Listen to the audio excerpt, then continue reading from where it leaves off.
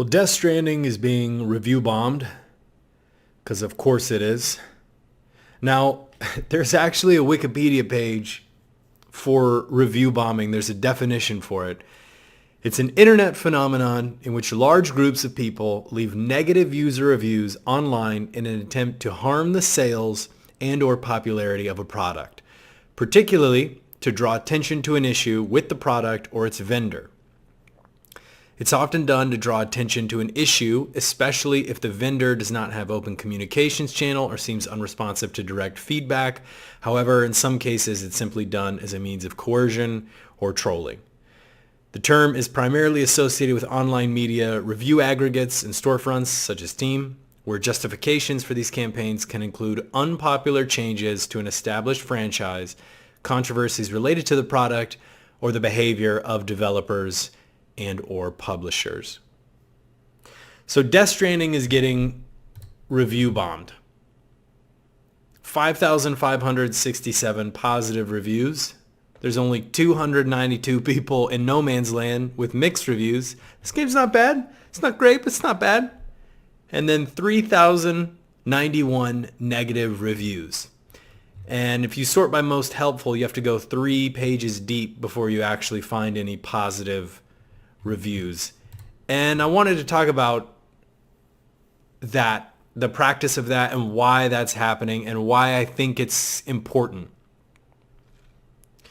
Review bombing is a way for the user to let their voice be heard to whatever extent the next person cares about the review score of the game. But getting a headline, putting a 0 onto a game makes a statement.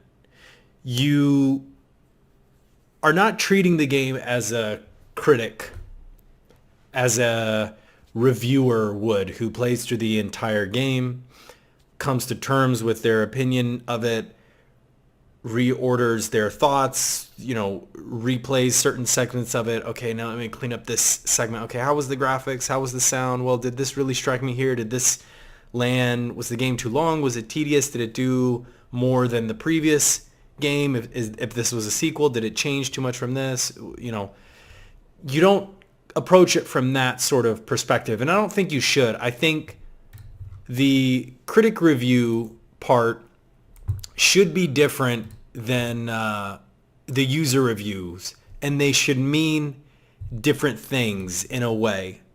The critic reviews are, it's weird to say, but like someone trying to come to the game from a more neutral perspective. At least you would hope. And over the course of time, you'll figure out whose kind of games and mannerisms kind of match your own, and you'll find reviewers that you like and kind of stick with them moving forward. And okay, I don't really agree with the way this person plays these games or how he thinks about these games. Okay, he doesn't like Dark Souls because it's too hard. That's personally what I really love about Dark Souls. So I'm going to find a reviewer who also likes hard games, and maybe we can click on that, and he can point me in another direction for other hard games to like, or his criticisms speak more to my something that's important to me. I can't think of the word. But I think the critic review and the user review can be completely different things.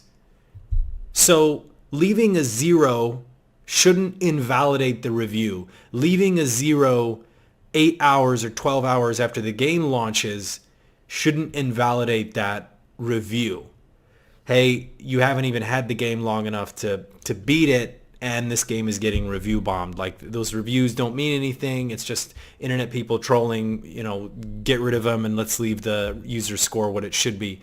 The zeros are not even intended to be a true review of the game. It's there to make a statement about it, which leads me to this point.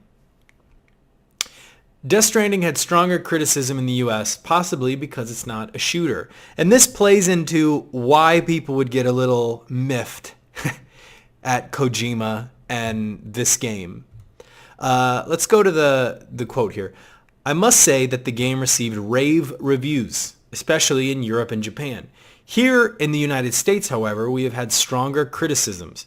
Perhaps it is a difficult game to understand for a certain type of critic and audience. Americans are great fans of first-person shooters, and Death Stranding isn't one. It flies higher. I always try to create new things, and disputes and discussions are fine, but it must be said that the Italians or the French have a different artistic sensibility that allows them to appreciate this kind of very original product, not only in video games, but also in cinema.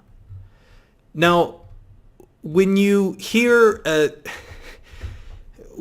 someone so, and I want to first disclaim this as saying they got updates. They made sure this was exactly what the quote was. In America, there are a lot of FPS fans. Maybe those fans are saying this is like a different game and are not rating it very high.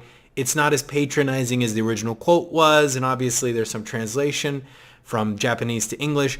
But someone so far up their own ass wouldn't even really understand why these zeros are happening.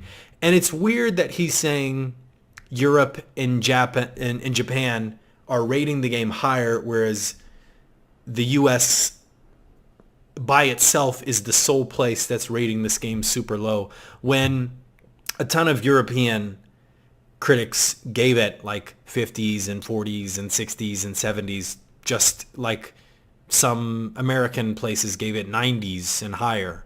Like this point doesn't really make a lot of sense. It's just him saying like we're beneath it. We don't really understand it. And that further leads to people being butt frustrated with this and just slapping a zero on it and moving on. Now, you don't have to play the entirety of the game to have an opinion. Leaving a zero is an opinion of a game. And you should, as a consumer, read that and at least understand why the review bombing is happening. Okay, I understand that Astral Chain got review bombed because it's a Switch exclusive. I don't really give a shit, so I'm going to ignore that. Oh, hey, this game is getting review bombed because the developer just added in microtransactions a month after all the reviews went out to critics where they praised it for not having microtransactions and no pay-to-win shop. And now, all of a sudden, the game does have it. Now the game is getting review bombed. Okay, well, is that important to me? Do I care about that? Yes or no?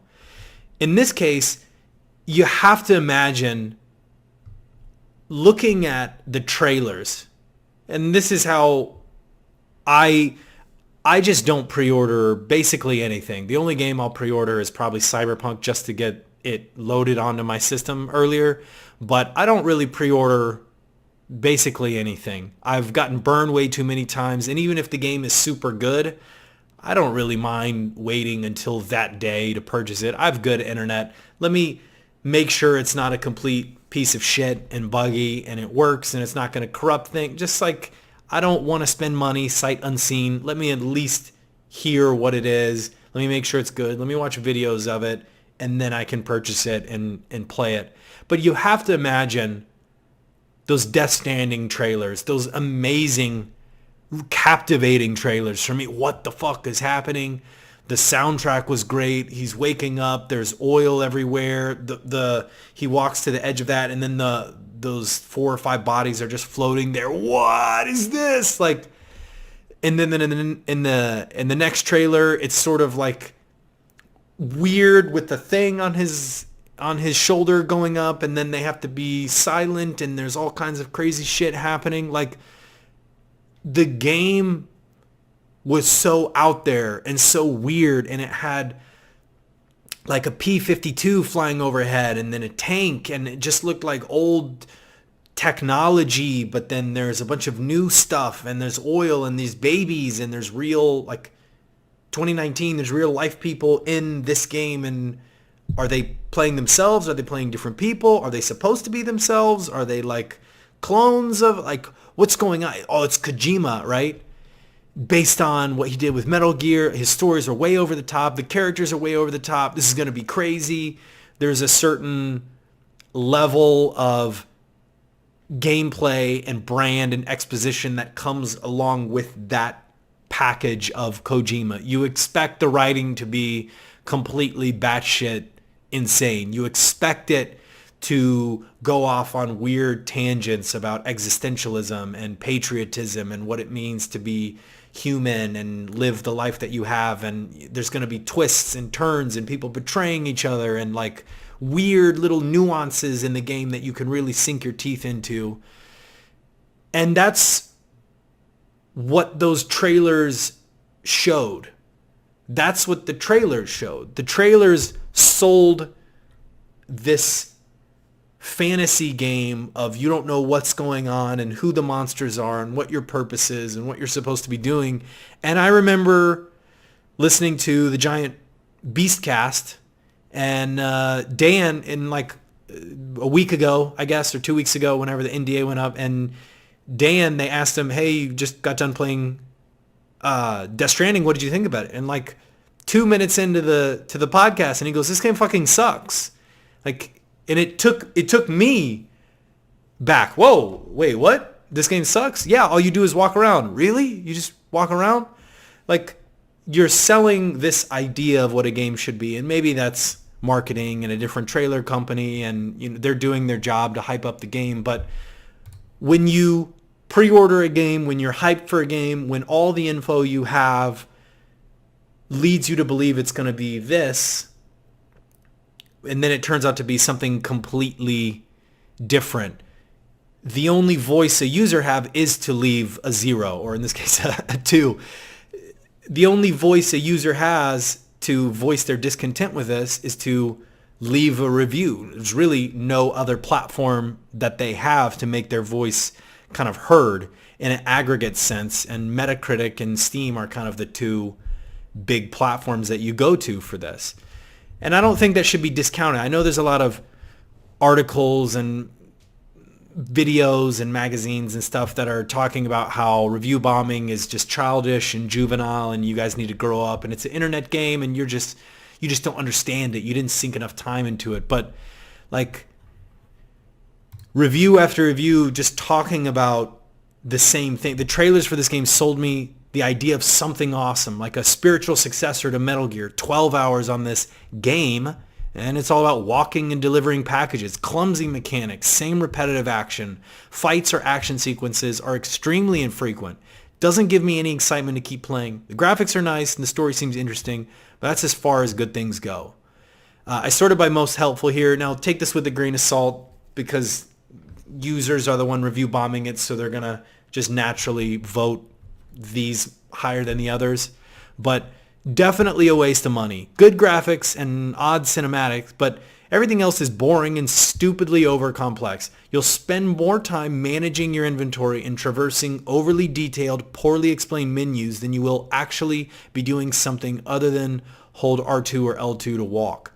The idea of different terrain aspects impeding your traversal is interesting, but Kojima doesn't do anything with it other than make playing the game frustrating.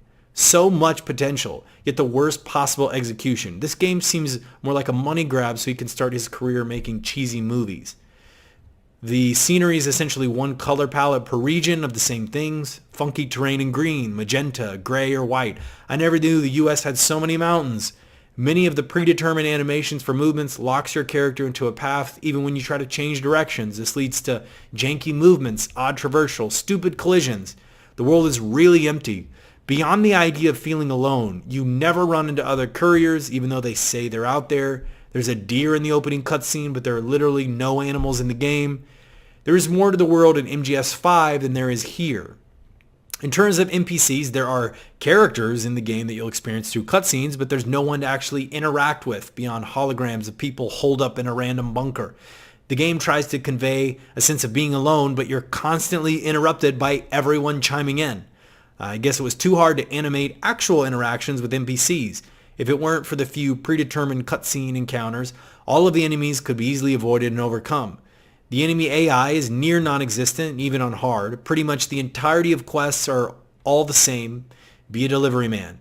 Yes, there are some unique challenges, such as not getting an item wet or keeping it flat. However, it's the same crap over and over again. Very little variation, which is disappointing and adds to the tedium. Overall, the game gets kudos for its rendering of mossy rocks and always shiny looking skin. The story is just so cheesy and not in an artistic way. If this game didn't have the Kojima name behind it, or essentially a Sony console exclusive, it wouldn't have gotten any attention. The hype was fake with this one. Keep your money and buy a game from developers that actually care about their customers. Now, it's a little hyperbolic. You have to understand this is not as big of a team as MGS5. They did not have anywhere near the amount of money that MGS5 had.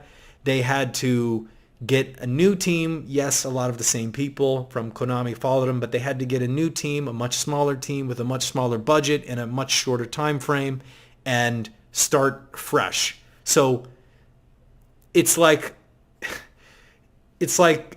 right above a B tier game in terms of budget. Obviously not, but that's kind of the analogy I'm trying to make. You can't think of this budgetary wise in the same vein as like Call of Duty or Mass Effect. Like, it has nowhere near as much money. So comparing it directly to MGS5, I think falls a little flat there. Also, you have to keep in mind, okay, with the limited budget, it's very expensive to get actors in the booth, to put the mocap suits on them, to render that, to put that in the game, to tweak all that stuff, to add a lot of animals and other characters to interact with, a lot of animations to do, etc., etc. And you have to also consider that maybe this is exactly what he wanted to do.